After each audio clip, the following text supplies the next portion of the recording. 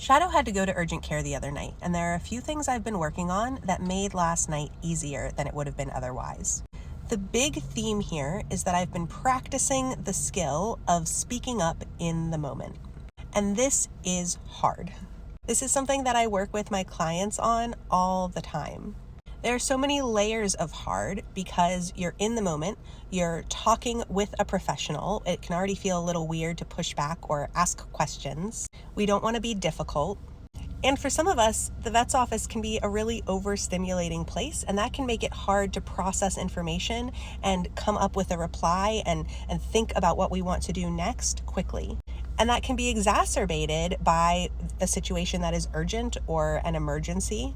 So I've really been working on building that skill for myself. And I've done that in a few ways. One thing I've practiced is circling back. I used to be really worried that I couldn't, for some reason, circle back to something or change my mind about something that I had tried to reply to or just agreed to in the moment.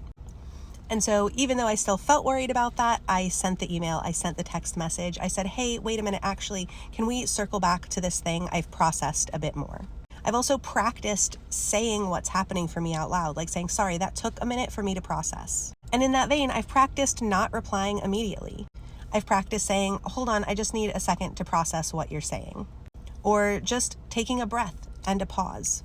I've also practiced and gotten a lot better at recognizing and naming that desire to not be a problem or not be difficult, acknowledging it, and then asking my question anyway, or asking for what I need anyway.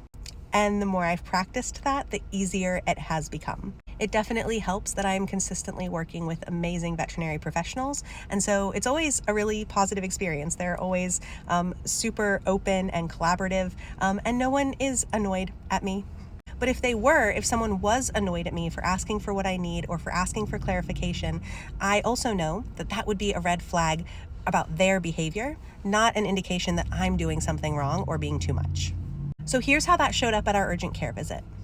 1, Shadow was able to be more comfortable. When we arrived, I asked if he could have a bowl of water because I thought that he might want a bowl of water, and he did in fact take a drink multiple times during the several hours we were there. The first time they took him to the back, which isn't normally something that I allow, but it needed to happen in these circumstances, and so they took him to the back. He went fine. The second time they went to take him back, he hit on the brakes and said, no, thank you. So I said, can he stay here in the room with me? Can we do this in the room? And initially the tech said no. And instead of just immediately apologizing and acquiescing and saying, oh, I'm so sorry for even asking, I took a beat and I took a breath and I thought about perhaps what we could do instead. And before I could even say anything else, the veterinarian said, I don't see why we couldn't.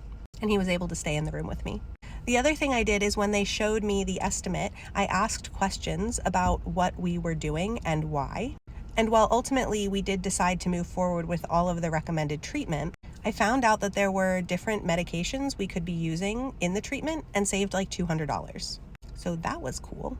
So all of that to say, if speaking up, if processing in the moment, if pushing back, if asking questions, if asking for what you need is hard for you, that totally makes sense. Me too.